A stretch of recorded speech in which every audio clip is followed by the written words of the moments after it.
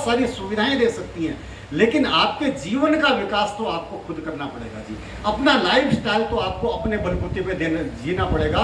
उसके लिए RCM business मात्र आज एक ऐसा प्लेटफॉर्म है जो हर व्यक्ति को वो रास्ता देता है जहां पर चल के वो भी गर्व से कह सके कि मैं भी गुड़गांव में रहता हूं और एक शानदार सोसाइटी में रह सकता हूं। आरसीएम के बगैर ये बिल्कुल संभव नहीं है। तो इस बात को आज सोचने की जरूरत है कि हम जो नौकरी कर रहे हैं, क्योंकि आज बहुत सारे लोग आपको मिलते होंगे, नहीं यार मेरे को टाइम नहीं है, नहीं मेरे पास ठीक ठाक जॉब है, नहीं मैं तो अच्छा कमा रहा हूँ।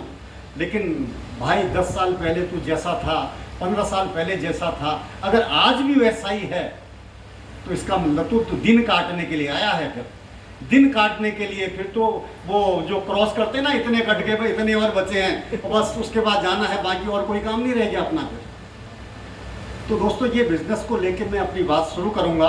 उसी बात से मैं शुरू करूंगा कि मैं जब आरसीएम बिजनेस में आया था, मेरी भी 10 साल की नौकरी का उसी तरह का सफर था।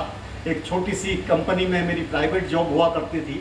बचपन मेरा बहुत गरीबी में, तंगी में और बहुत सारे संघर्षों में गुजरा है कहना चाहिए। मैं किसान परिवार से हूँ। छोटी सी 4-5 एकड़ की हमारी खेती हुआ करती है और आज भी है वो खेती।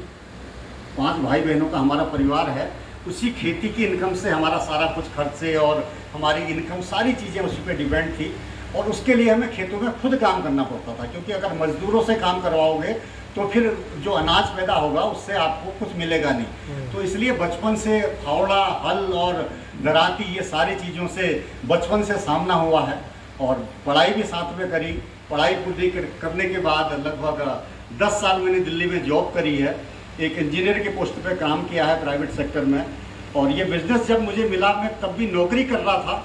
और मुझे जब ये बिज़नेस बताया गया पहली बार, तो मैंने यही सवाल अपने साथी के सामने रखा कि मेरे पास टाइम नहीं है भाई, मैं इस बिज़नेस को कैसे करूं। बोला जी टाइम की कोई ज़रूरत नहीं है, आप इसमें ना ये कपड़ा खरीद लो। अभी 3 जोड़ी कपड़े उस समय आया करते थे।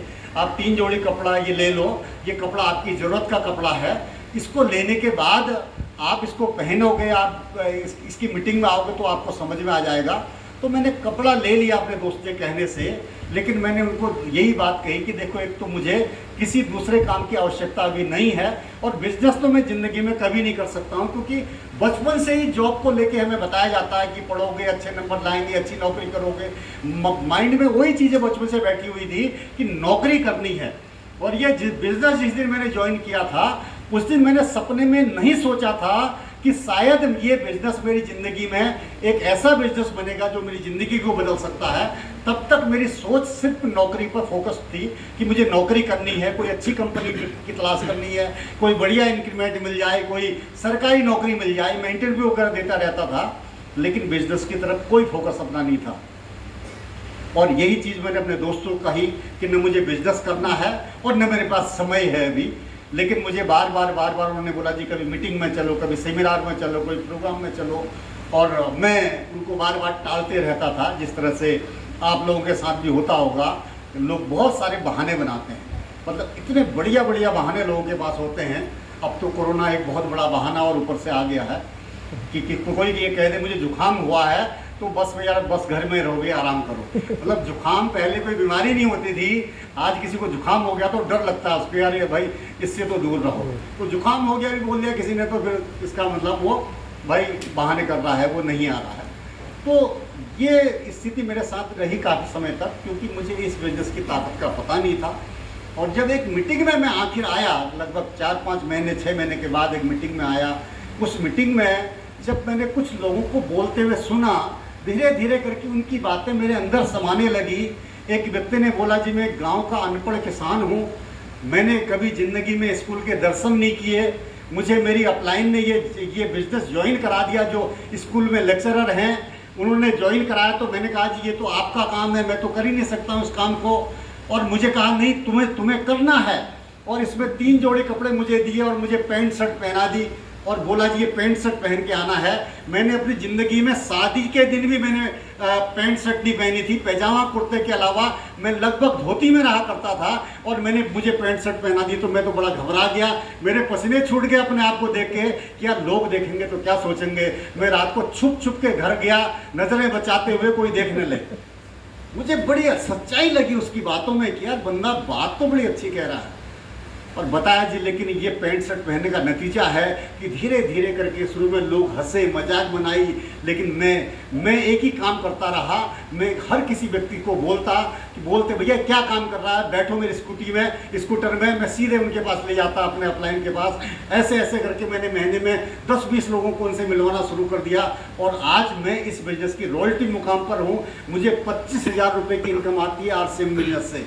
और मैंने अपने आप को तमाचा मारा कि यार तू इंजीनियर अपने आप को कहता है, तुझे 15,000 रुपये सैलरी मिलती है, क्योंकि उस समय 2003 में 15,000 रुपये भी ठीक ठाक हुआ करते थे अपनी इनकम के लिए।